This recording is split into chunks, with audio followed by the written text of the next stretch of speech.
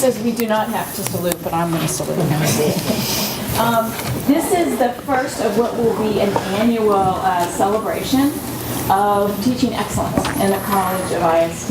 And as those of you who've been in IST for some time know, we give out this award every year, but this year we decided that we wanted to have our recipient give a lecture and invite the McMurtrys. I'm not going to take the time right now to introduce or mention everything about McMurtry, Dr. McMurtry and his work, because Jake will do that. So I'm going to introduce Jake. And those of you who have had classes with Jake know him very well, the retired Colonel Graham. But you're going to hear more, for those of you who haven't had the classes, you're going to hear a lot more about some of the innovative stuff he's been doing, and in particular, he's going to be talking about his use of the analytic decision game method as a form of learning. And this is really an innovation that he has pioneered and refined and been very, very successful for. This is his what we put on the placard for him. He's developed an innovative set of practices for teaching our undergraduates to analyze and act upon complex sets of information. Draws extensively from his former career as a colonel in the U.S. Marine Corps to develop realistic problem scenarios that engage students as analysts tasked with reasoning about information and making action plans. Using a variety of classroom activities, he guides students to develop individual and team strategies for real-world sense-making. So that has a lot of really important concepts in it, a lot about action, a lot about sense-making, and a lot about decisions, and complex decisions at that. And I think that really is, in essence, what Jake is bringing to the classroom and what he's going to talk to us about today. So without further ado, it's all up to you. Thank you. I'll let our person. The George McMurtry Excellence in Teaching and Learning Award was created to honor Dr. George J McMurtry, one of the co-founders of Penn State School of Information Sciences and Technology. Dr. McMurtry has been a champion of learning through more than 30 years of inspirational teaching and leadership at the university. He embodies the highest ideals of scholarship and excellence. The McMurtry Award was created in 2001 to foster that legacy. I would like to start by recognizing Dr. George McMurtry.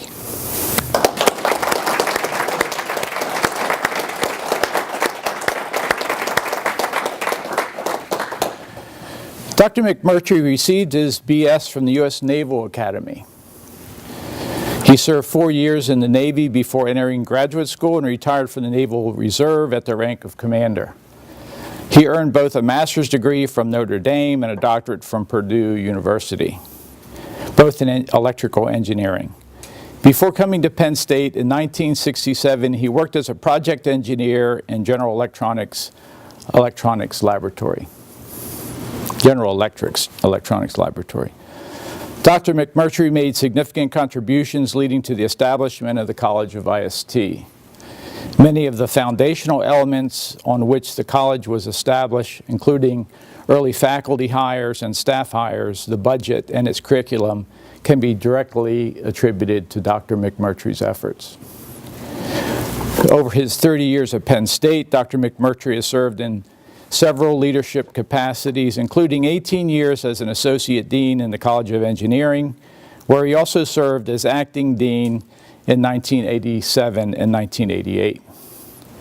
From 1979 to 1980, he served as the chair of the University Faculty Senate.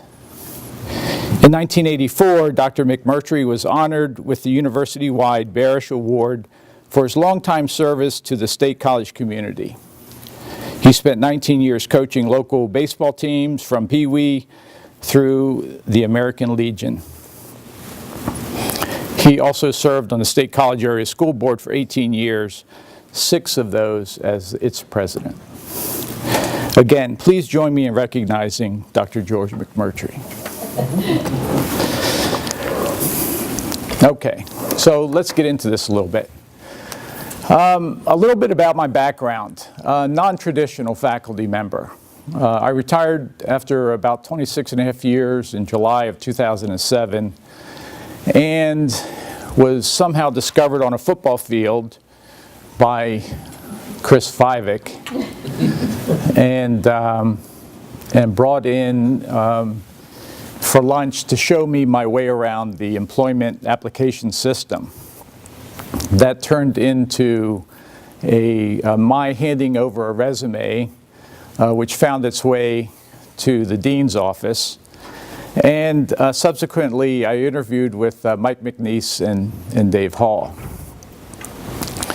I accepted an offer and a challenge and joined the faculty in October 2007 and started my teaching career at the university in the spring of 2008. Now, what I was asked to do, or my orders were, to bridge theory to practice. And as Dave laid it out in our lunch interview, he wanted me to teach to help build curriculum for the fledgling SRA major and to support research.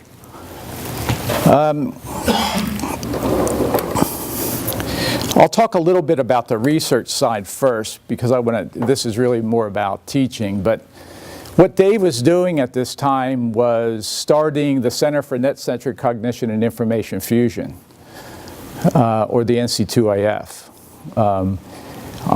When I joined Dave and his team, we built the proposal and submitted it, and we were accepted as a center at Penn State in 2007, primarily dealing with data fusion research.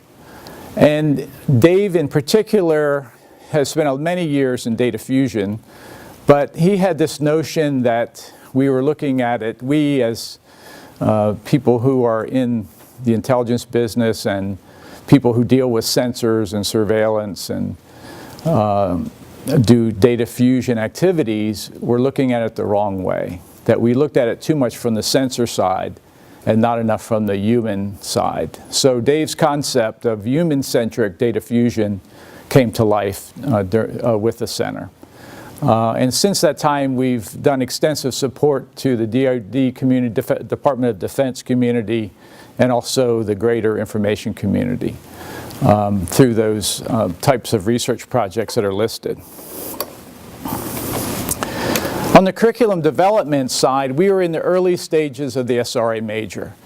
And in my interview with Dean Foley, his comment was not critical, but just an observation that the SRA courses looked a lot like the IST courses.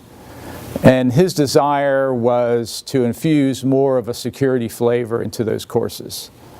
And to do that, my charge was to give a practitioner's view to the way I taught, the subject matter, the content, and the delivery. To infuse real-life examples into the classroom. They should be topical and relevant, but most importantly, they should map across the entire curriculum. So I had a little bit to chew on in my first few months, and like I told you, I started in October. I taught my first class in January. I didn't have the traditional one semester grace period to get up and running. And I must say I had to make a few adjustments. I came from this semi-structured environment to something that was just a tad bit less than that. Now, I can't tell you that I did not have a part in this disposition, that somehow my delivery or my content did not contribute to the sound sleeping habits of my students. So I will take that on and I'll do push-ups later. But what I had to get my hand around was this notion of security and risk. Now, in my time in the Marine Corps, my career was all about security and risk, but it was from the kinetic side of things. You know, Marines don't typically go out and build stuff. We're much better at blowing stuff up. So I had to get my hands around this notion of security and risk, and particularly delivery to 18 to 22-year-old undergraduates. So the thing I had to do was get inside the three options that make up the security and risk analysis major. I had some background in information assurance, having been to a few military schools, intelligence school, electronic warfare school, command and control warfare school, and a number of others. But again, it was very military operational centric. I didn't have a clue about the security side of things from a cyber aspect. Intelligence and modeling, again, I had some background in intelligence, but I was clueless in the formal modeling techniques, strategies, tools, hardware that's out there and that the students are using and that the community is now using. From a social factors and risk standpoint, particularly when you talk about technosocial modeling, I was absolutely clueless. So I knew that I had a lot to learn. And I needed some more insight on how to put this all together. How am I going to map this across the curriculum when there's so much that I don't know? So I built this model several semesters ago, well, back in 2008, to talk about how we would attempt to map the curriculum across the three options, both at the individual, organizational, and then the national level. And I started to look at this. Again, I'm trying to develop my technique. What is my hook into the classroom? What is my hook into my pedagogy and the way I do things in the class?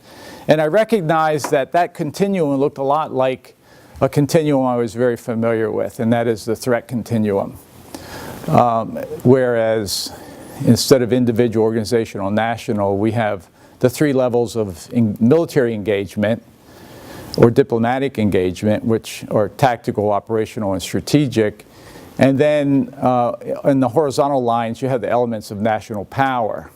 So when I started to compare these two things, I decided there's probably a few other things that I've done in my time in the Marine Corps, both as a planner and an operator, that I could bring to the classroom, that I could bring to bear in the classroom. That maybe my Marine Corps education had prepared me a little better than I thought. Now, I had always thought that some people peak late in life. I peaked during the crayon period.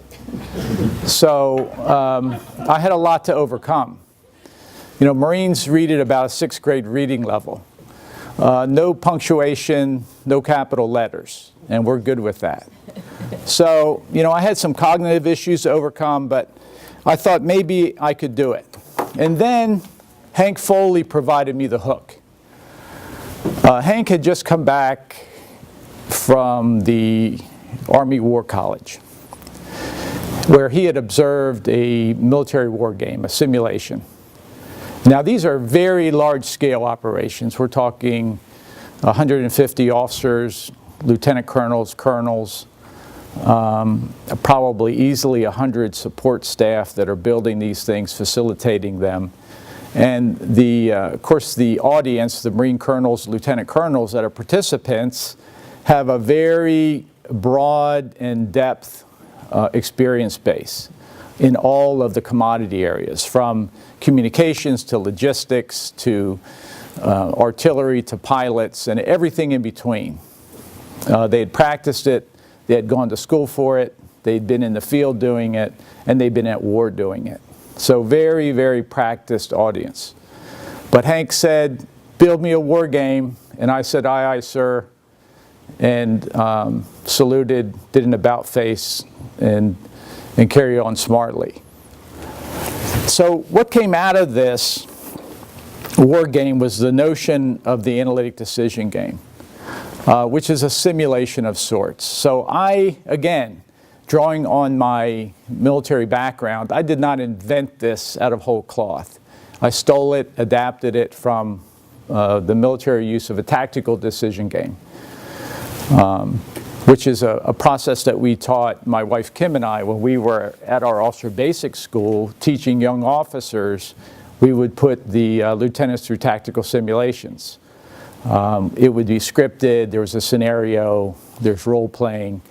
And so being able to adopt that format to a classroom use was fairly straightforward from a conceptual standpoint, a little more difficult from an application standpoint.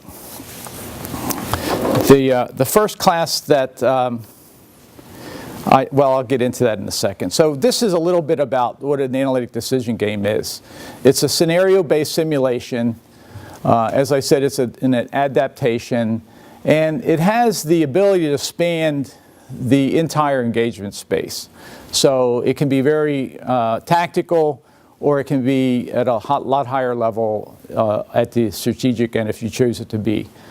It can also span the entire spectrum of security domains, you know, from homeland security to cyber intrusion to military to the financial sector. It's adaptable to those audiences. The other thing is that you can tailor it to specific learning outcomes depending on what it is you want to do. Whether you want it to be content focused or you want it to be analytic focused. So do you want to teach content? Do you want to teach the tenets of cybersecurity, or do you want to teach the analytic practices that those security analysts need in the practice of cybersecurity?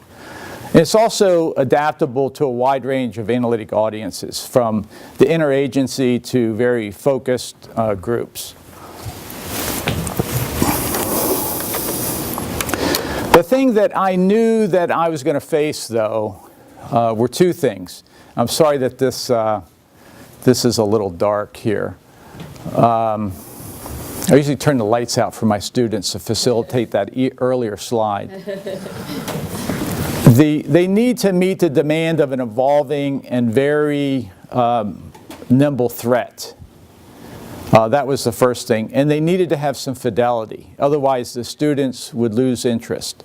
So when I did mission analysis of my first war game, what I found to be the center of gravity was motivation, student motivation. You had to keep them engaged. You had to keep them motivated across the entire exercise. Otherwise, they fall off very quickly.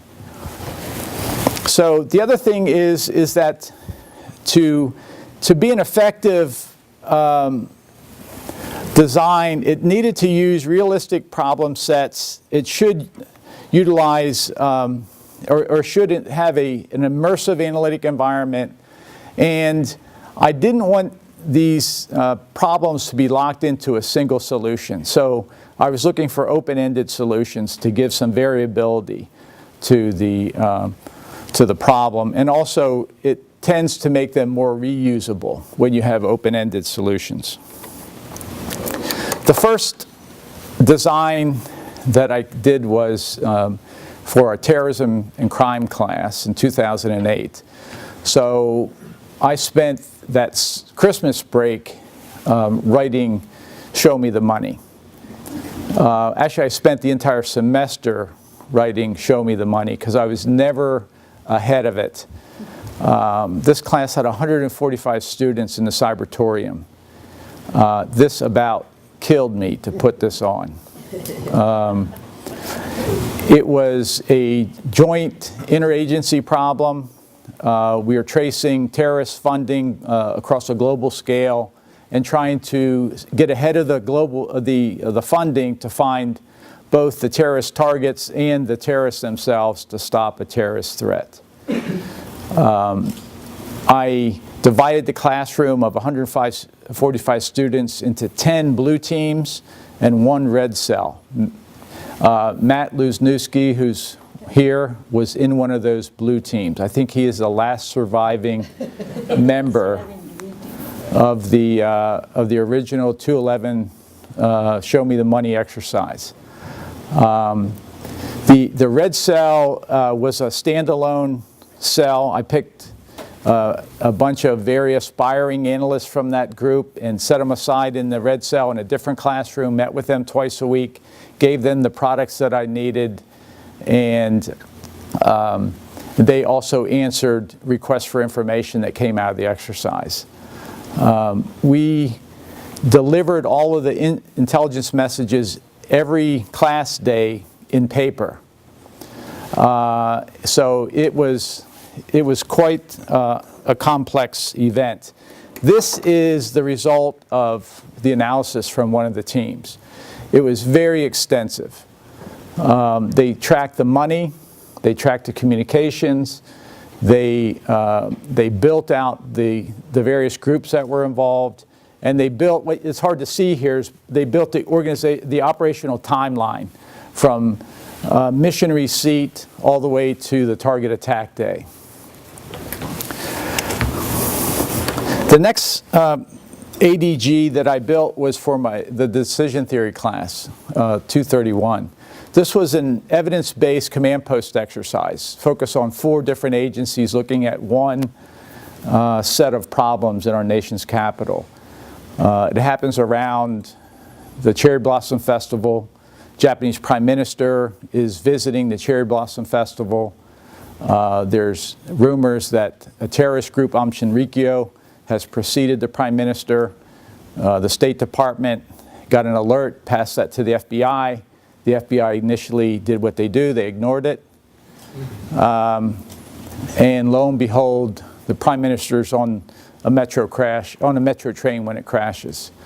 Above the station, on the surface street, high-end jewelry store is robbed. So we have a lot of stuff going on in the city in a very compact area. The 4 agency, the FBI, obviously they were looking at terrorism. The Metro Transit Authority wanted to understand what their contributions were to this metro crash, why they weren't able to prevent it. The National Transportation Safety Board had to solve the crash. And then the DC Metro Police were looking at different criminal activities going on in and around the city. Now, what becomes apparent in the waning days of the exercise is that it's all connected. The same people that robbed the train or robbed the jewelry store were connected to the metro crash. Were also connected to the Prime Minister. So lots of mayhem in this diabolical deeds in the district.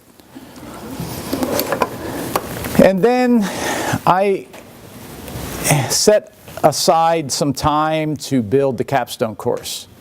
This was something that was long in coming.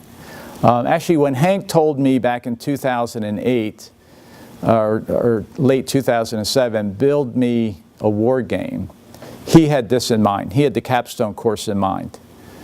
But I was not ready to tackle it. I didn't know enough about the SRA major. I didn't know enough about the 3 options within the SRA major. And I was not ready to tackle the culminating course for the major. I wasn't armed well enough. So it took me about 2 years where I was in a position that I thought I was in a position to do that. We wrote a proposal. I think that proposal is still, it's almost there. It's moving its way through. It's being angeled. But wrote the capstone proposal, built the course out, and then developed the first scenario. I tested this out on a group of independent study students. A couple of them are in the class here. Haas is one. Greg is another. And I tested it on them. They were the guinea pigs. For a whole semester as independent study students, they went through the capstone course, did all the assignments, went through the exercise. This is a very, very detailed intelligence exercise. This group took on the roles of counter-piracy, of a counter-piracy task force. But it was a lot more than piracy. Piracy was the backdrop. Really what it turned into was terrorism money laundering, weapons trafficking, and a whole lot of other things in between. This was a lot of fun to do. We rolled it out last spring for the first time behind the podium, and the students really did a great job. I had 6 graduate students from the School of International Affairs in my class, and I just have to tell you, they nailed it in every way. This was a lot of fun. This will be recycled again. Oh, by the way, there's some of these books are floating around here. If you want to take a look and see what one of these war games look like, that's what those are there for. They're not litter, but you might think they are. So, having gotten one capstone course under my belt, I embarked on ADG4, which is a cyber threat to the financial sector. I modeled this off of an actual agency within DHS, which is called the Financial Services Information Sharing and Analysis Center, which is a real agency which is part of the DHS threat warning group. I ran into, it says still in development, and the reason is I ran into a culminating point from a subject matter expertise standpoint. I got to where I could not complete the exercise for lack of subject matter. So I am now collaborating with folks from Smithville and some of the corporate, or IST corporate sponsors or corporate partners to complete this exercise. All right, so here we are this semester. We just started the AGG5 capstone exercise this week. This is a slightly different construct. The students in this exercise are not joint analytic task forces. They have assumed the role of community leaders.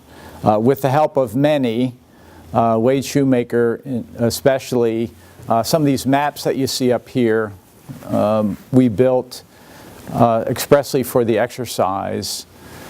We built a synthetic community, the County of Weaver. It's got 3 communities in it, all have different demographics, different skill sets, different survival skills. The backdrop of the scenario is that the world, this is a global scale exercise. The exercise is on a local scale, but the disaster is on a global scale. The Earth has been hit by a coronal mass ejection event, which is similar to a solar flare. And it's knocked out the entire grid. So with that, all digital comms, all transportation is shut down. We have reverted back to the 1850s literally overnight. Now, each of the capstone courses have a very large research and writing component. So 440W, the W in the capstone course, stands for writing. This course, like the Somali piracy course, has a very large writing component. They have to research, or they did in the first 6 weeks of the class. The students researched and wrote a cyber future.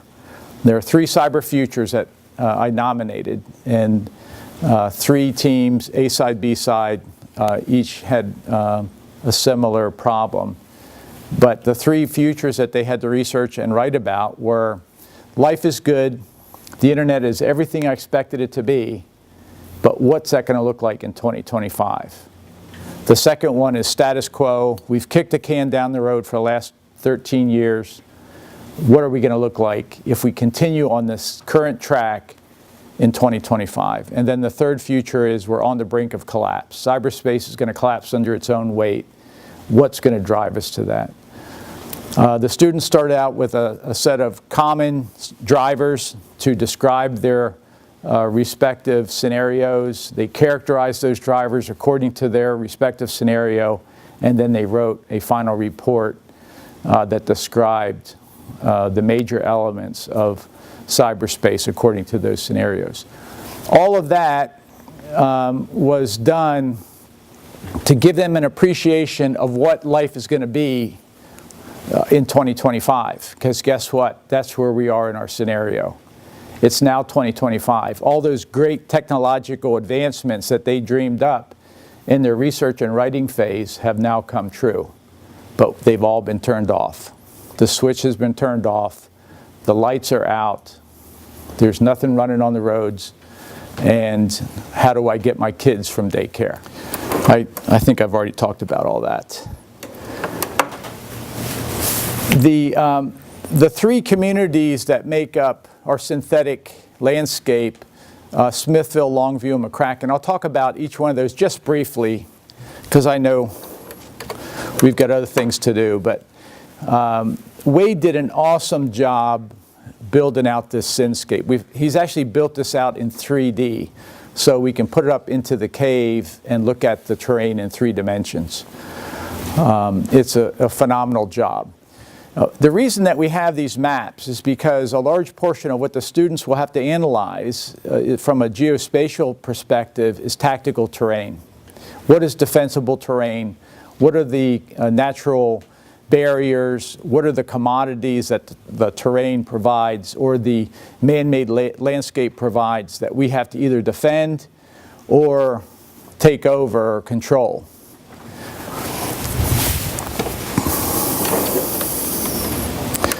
Smithville is our largest community. Think State College without the university. Now let me paint a picture for you. It's got a service-oriented economy. Its population is made up mostly of white-collar workers and service-oriented workers. Doctors, lawyers, accountants, all good people, hard-working people, but very little survival skills. I drive a Mercedes. I eat out 5 days a week. I may be able to scrape 2 days of chow out of my refrigerator and out of my pantry. My Mercedes has just become a planner. So how are we going to do it? The city of Longview's got a different perspective. Blue collar, heavy industry, production. These guys can make stuff and they can fix stuff. They've got a junkyard. They all own weapons. They all hunt. They all trap. They all fish. These guys are going to be all right for a little while. People from Smithville may be looking north. Did I tell you they had guns? Mccracken, on the other hand, smallest population density, the oldest population. But they have the majority of the arable land. They have the farms. They they make the produce. They raise the livestock. They also have a very appreciable Amish colony. For the Amish, they didn't even notice that the lights went out. They had a barn raising. They were doing it in the middle of a barn raising when the lights went out. Did not miss a beat. Did not miss a beat.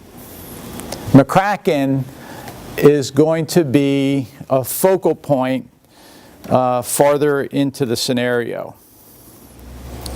So the thing happens in 3 acts. In Act 1, the lights have just gone out. People are scattered all over the place. Kids are stuck at school. You literally have people walking in from the streets, walking in from everywhere, from the highways and the roads and the byways.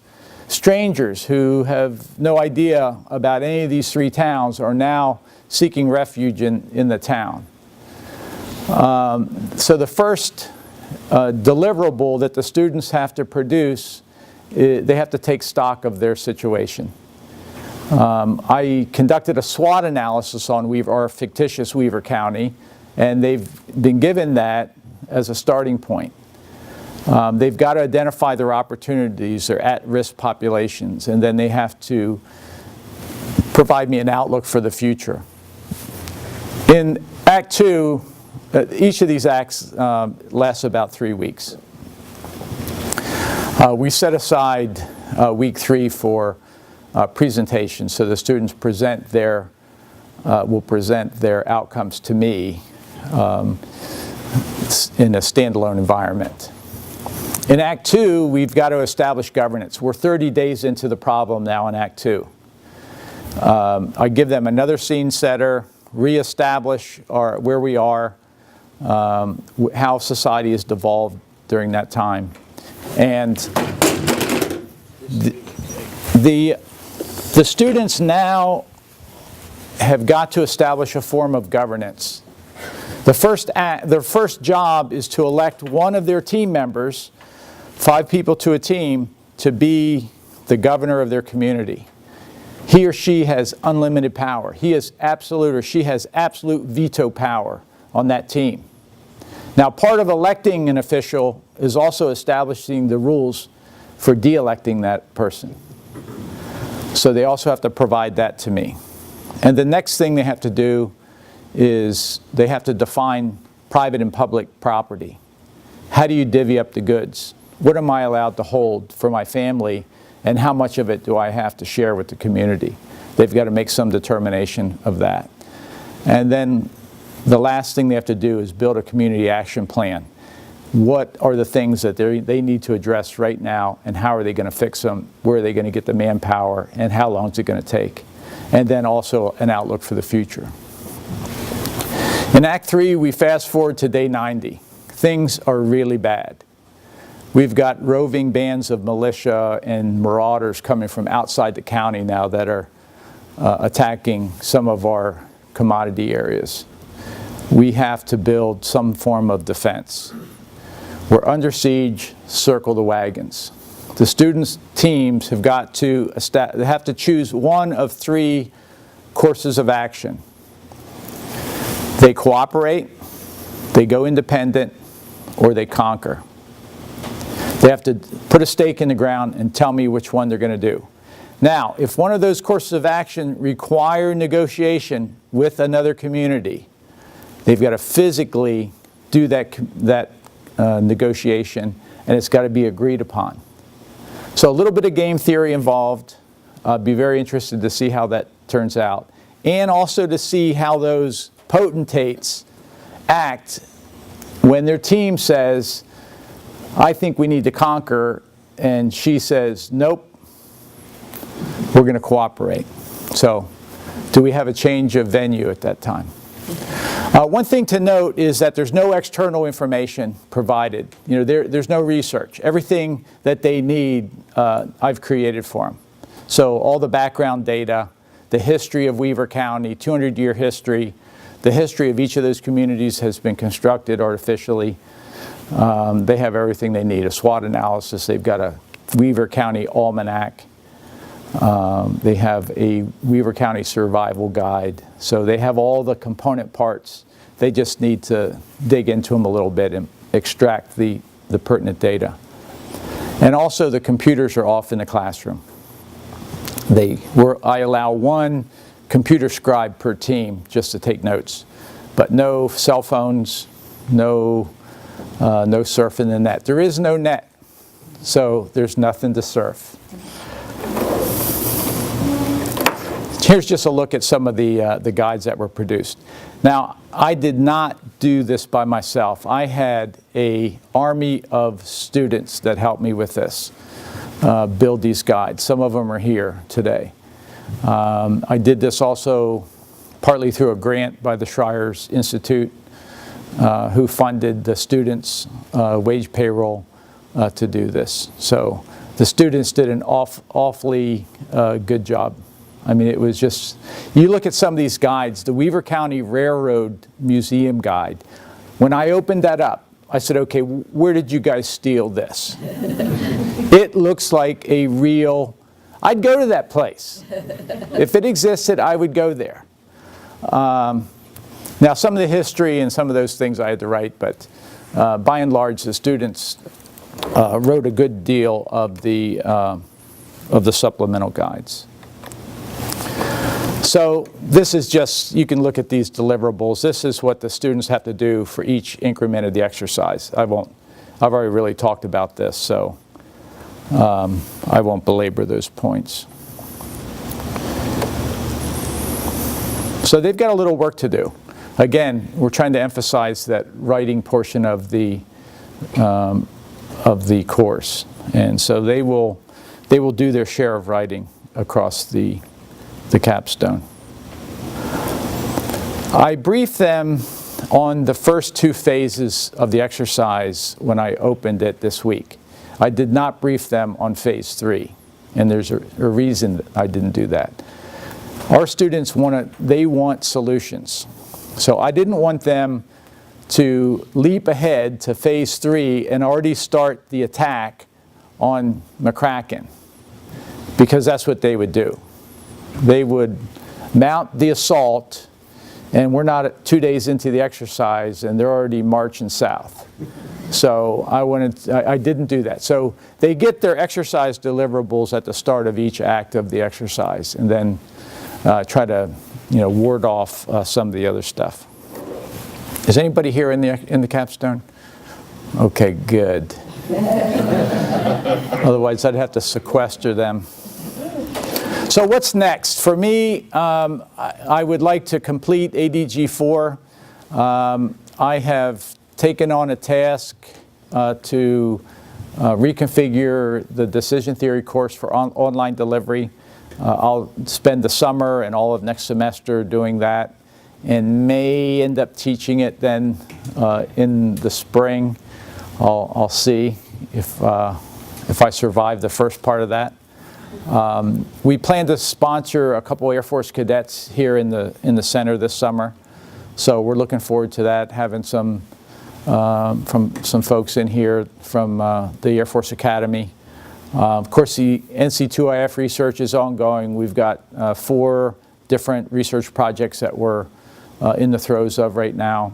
We are keeping our fingers crossed on sequestration, so see how that's going to fall out, and prep for the fall semester. I do, in the middle of there, and I haven't talked about it because I'm not sure I'm going to get to do it, but I want to outline ADG 6 and my vision for ADG 6, which is an insider threat, a spy in the mist. So I'll just leave you with that. But that should be a lot of fun. So, and I think that's it.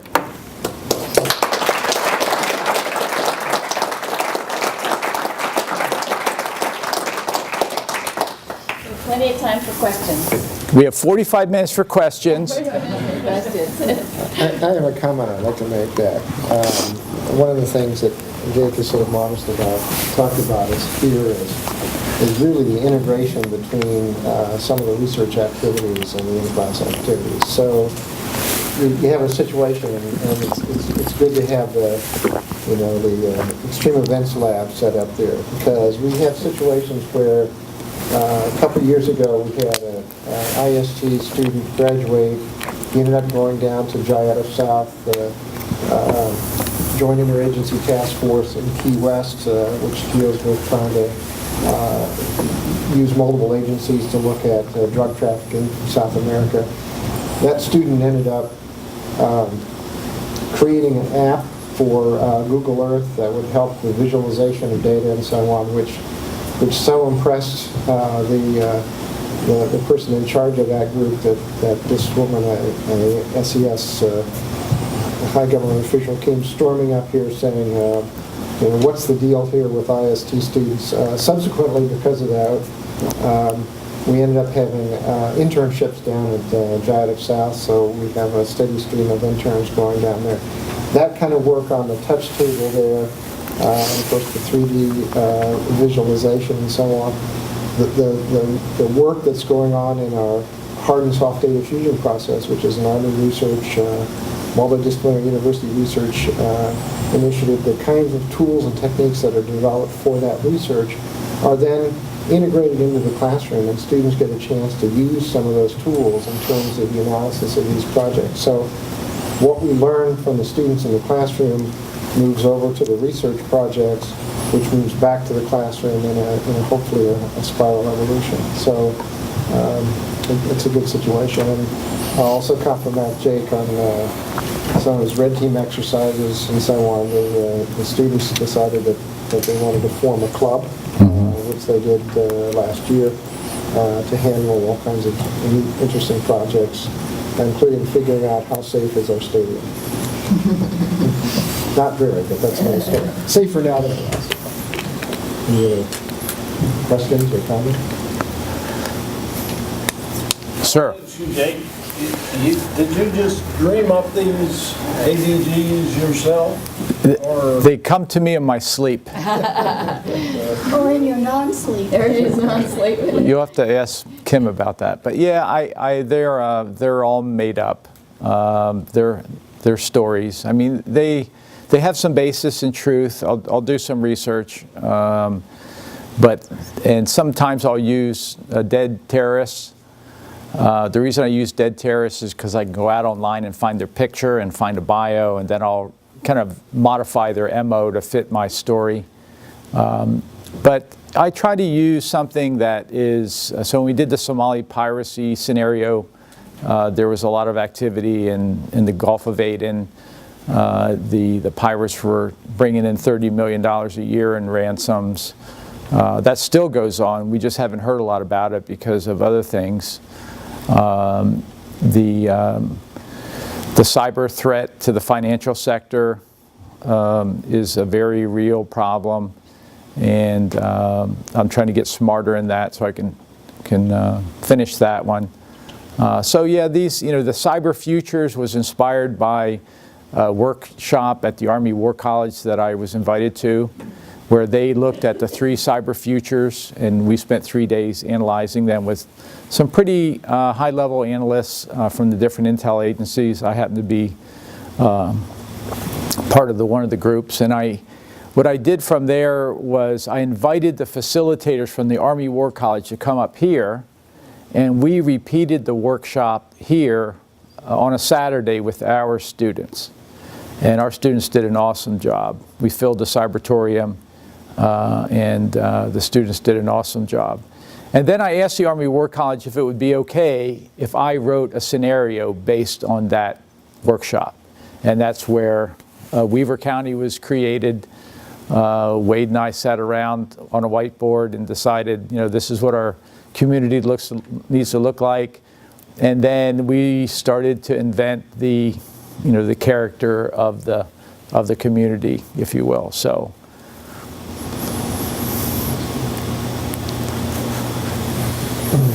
Okay, so, ma'am? Yeah, so looking across the scenarios, it's fun to hear about each one, and are there sort of, common tools or representations that, sort of you could describe across each one? That, suppose somebody else wanted to come up with one of those. Is there, obviously they could take your examples and try to work from that. Are there, like you have to learn to use this, like you talked about SWOT, analysis and so on. Are there certain techniques that absolutely have to be part of the project, or does that is it more eclectic? Or It's somewhat eclectic, but I would say that the body of structured analytic techniques kind of fit each of the scenarios, and then you adapt them to the scenario. Again, it depends on what it is you want to emphasize. So for me, I'd like to emphasize teamwork, collaboration, and information exchange. Right. So building there's a number of short duration assignments for each of the capstones that help build up towards their writing assignment. They do those on an individual basis, but they feed into the larger research and writing assignment. And I'll also, if there's a particular thing that they're going to need to do in the exercise, I make sure that I go over that in my instructional phase, which is, so if they are going to have to do social network analysis, we'll go over that. If they're going to use a decision table, we'll go over that. If they're going to build an evidence matrix, we'll develop that. So, but again, sometimes the students, you just throw it out on the table and say, come up with a solution, and then go back and see what they did. Right, and you learn from them. Yeah, exactly. So again, one of the things that Dave and I and others in the center are interested in is the next evolution or the next wave of analysts? What are the digital natives? How are they going to apply what they do naturally in the analytic workforce? So my contention is when I visit the agencies in the summer, I'm going to go down to the NSA here with the school later on in March, I think it is. I always ask them, what types of skill sets are you looking for, and how are your workforce development getting ready for our students? Because they're all about this and touch tables and connectivity and social media and all that stuff, and I'm not sure they're ready. So what I'm always interested in is how can we adapt current intelligence analysis practices to our students and not the other way around, which I think is probably what's happening when they're going out to the workforce. I do have one more question, but I don't want to steal time from other people. I'm allowed? Okay. I think you mentioned at the end that you started to think about putting one of your courses online. And I'm looking at the richness of all of this and the amount of, personal coaching and mentor, it seems like there's a lot of apprenticeship kind of built into it. Do you think that you'll be able to accomplish this ADD thing in an online environment? I'm not going to hold you to it. I'm fighting that too. What your thoughts are, because it's not obvious to me that you could replicate this same level of engagement and.